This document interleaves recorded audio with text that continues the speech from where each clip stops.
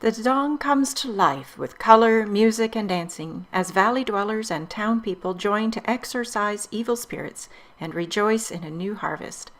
Rare masks and sword dances and other rituals are performed in the Dong's courtyard and temples. Most of these dances date back to the Middle Ages and are only performed 1 or 2 times each year.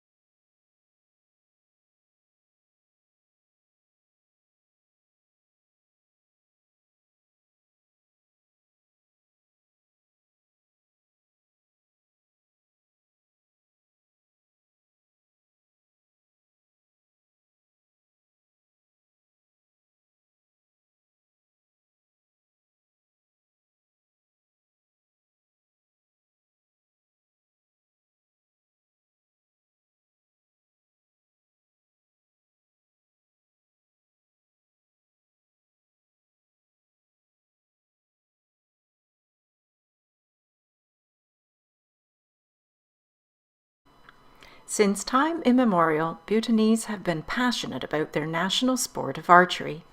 Nearly all villages in the kingdom boast an archery range, and each dzong has a space set aside nearby for a field of target. Competitions are a riot of color and excitement, with 2 teams in traditional dress shooting at small wooden targets placed 140 meters apart. Olympic standard is 50 meters. The distance is so great that the team members gather dangerously close to the target to yell back how good the archer's aim was. This is often accompanied by howls, chanting, encouragement, and jokes. Members of the opposing team may shout back how terrible the archer's aim is and make ribald remarks. When an arrow hits the target, teammates perform a celebratory slow-motion dance and sing the praises of the shooter.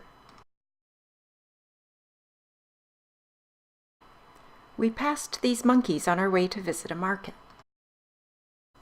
The local people are friendly to photographers.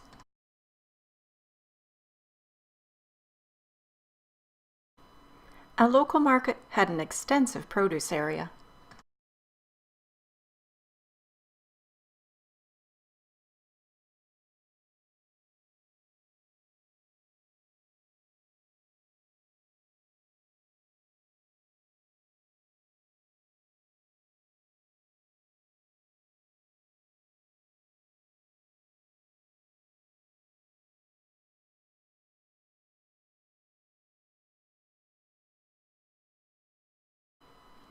The Kichu Resort was one of our better hotels. We enjoyed the flowers in the garden, and a group of local women performed traditional folk songs and dances.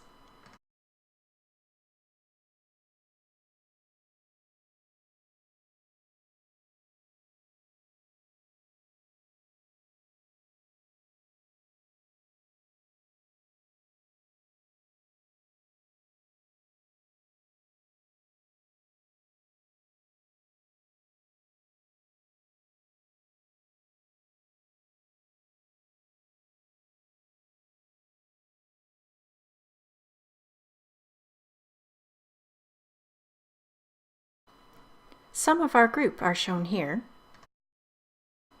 then David and Rosalind and 3 of our tour guides, and all of our tour guides and drivers. Our driver, Mr. Dress Up. Our driver took us to his uncle's 150-year-old farmhouse.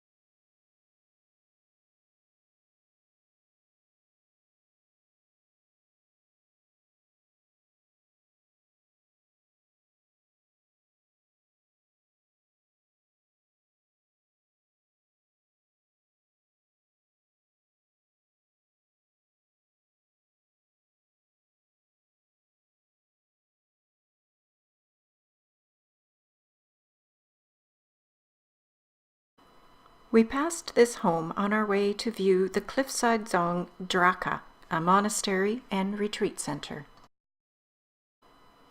We passed scenic and dramatic views from our high elevations.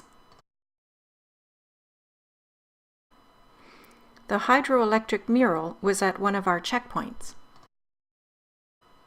Leaving Bhutan, a land of beautiful mountain scenery and a relaxed way of life, we passed through these gates into India. Following a long drive across the Indian plains and a very steep ascent, we reached the former British hill station of Darjeeling. Founded in 1833 as a British sanctuary from Calcutta's intense summer heat, the city sits some 7,000 feet above sea level on a ridge facing the Himalayan peaks.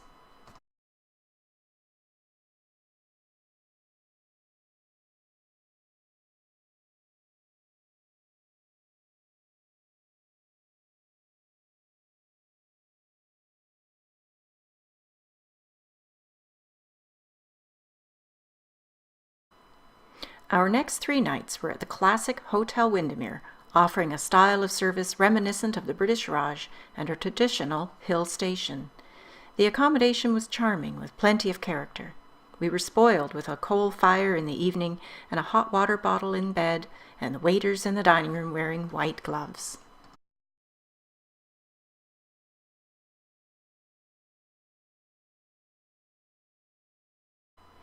The heavy fog in the town square didn't detract from the Darjeeling police band. At the tea plantation and factory, workers pick tea leaves from the shrubs on the hills behind the factory. Green leaves are withered for 16 hours to extract moisture. Next, the dried leaves are rolled for 45 minutes on a large rolling machine. Fermentation follows for a couple of hours as the rolled leaves are laid out on trays.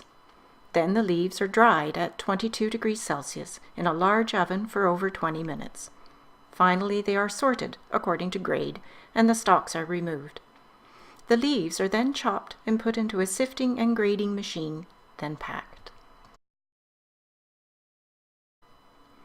On our way back to the hotel, we crossed this bridge and stopped to see the monkeys on the side of the road.